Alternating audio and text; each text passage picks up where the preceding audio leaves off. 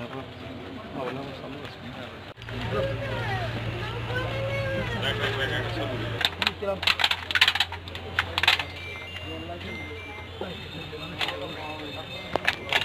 আমার বাবা আমাকে নক করে যে ডাকতেছিল যে মামুন মামুন ওঠো ওঠো আগুন লাগছে। তো আমি ওই ঘর থেকে সামনে এসে দেখি যে পুরো বারান্দাটা মেইন বারান্দাটার দক্ষিণ পাশ পুরো একদম ধসে গেছে। তো বাবা যেই পাশে শোয়াছিল উত্তর পাশে ও পাশে যে টিন এবং নিচে যে তার খাট ওই পর্যন্ত আগুনে একদম ধসে গেছে। তো তখন আমি এবার চিন্তা করলাম যে তাহলে একটু দেখি দরজা খুলে আমার বের হওয়া যায় কীভাবে। তো ওই যে দরজা খোলার পর দেখি যে আসলে দরজাটা বাহির পাশ থেকে মানে বাঁধা।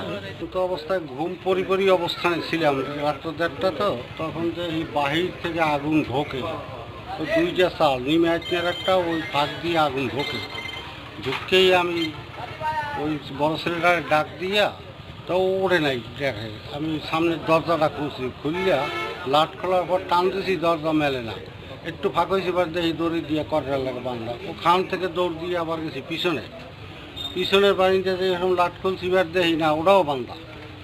এবার চিন্তা হচ্ছে যে পুড়িয়ে সব মারা যাবো, এই বিশাল শক্তি দিয়ে একটা পাট খুলছি, খুললে ওই ছেলেদেরকে নিয়ে নাতিনিকে নিয়ে বাহির হয়েছি।